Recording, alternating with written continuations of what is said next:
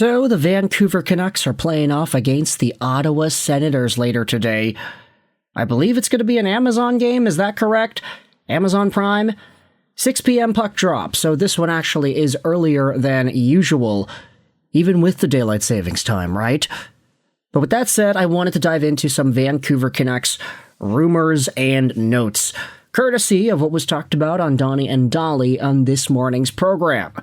Because it turns out when it comes to some of the guys that the Vancouver Canucks kept and did not trade away, there is more to their situations than meets the eye.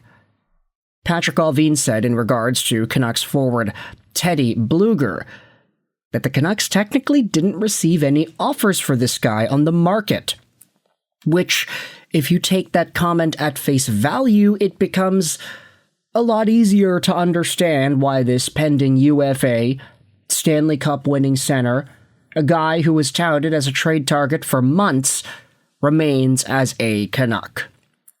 Now, it is true that we made our video the other day talking about Blueger and his involuntary trade activity, how there was no trade at all. And we did use some of the devil's advocate POVs to explain why that went down. Hey, Scott Lawton got a second-round pick. That guy, we thought he probably could have gone for a little bit more as a center. Blueger has missed out on most of the year. This guy, when he won a championship with Vegas, he only played 6 games in that playoff run. There are a number of things that you could point to that show off that Teddy Blueger isn't as valuable as maybe some of us thought he would be as a cup-caliber bottom-6 center. But then you have the positives. It's the fact that he is on an expiring contract. It's the fact that he is technically in his prime. It's the fact that he had 11 points in 16 games. The fact that his Olympic game performance was supposed to be standard setting. Unfortunately, though, he didn't play too well at the Olympics, which I guess bleeds into the negative. But now we are starting to see some extra commentary from Canucks reporters as to the entire Blueger situation. Take a look at what Dollywall said on Donnie and Dolly. This is courtesy of Taj.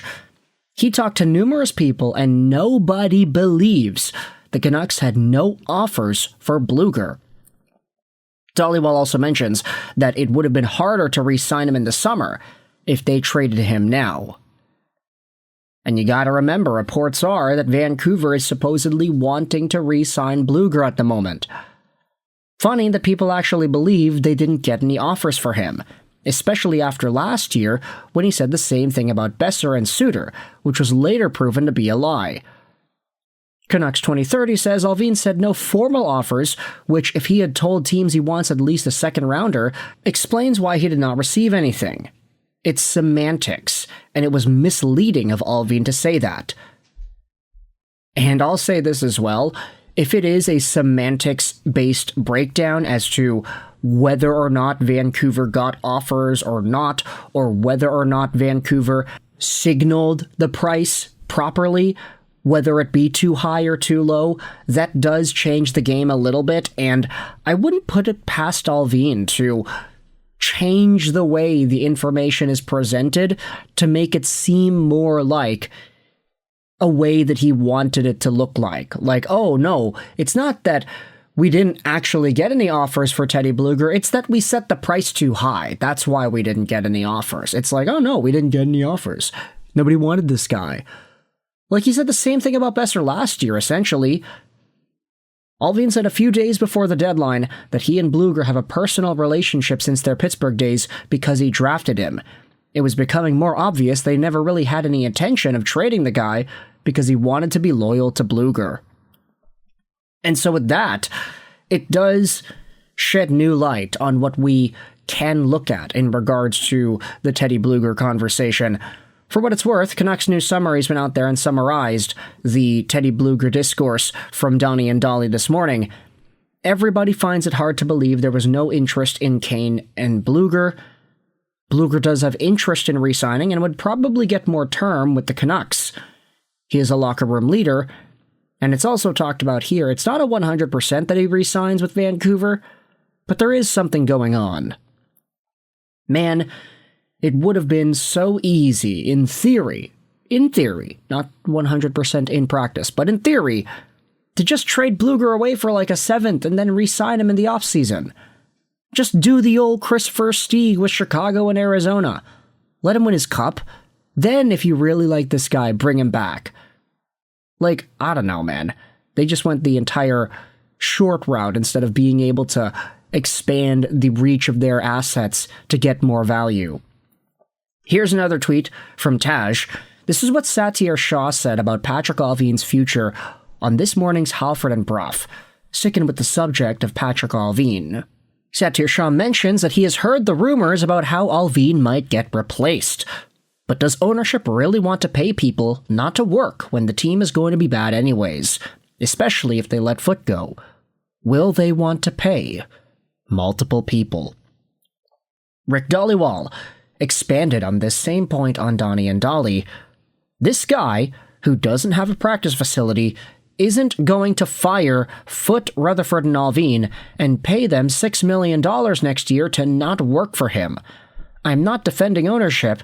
I'm telling you why he won't fire those guys. He is not going to fire all three.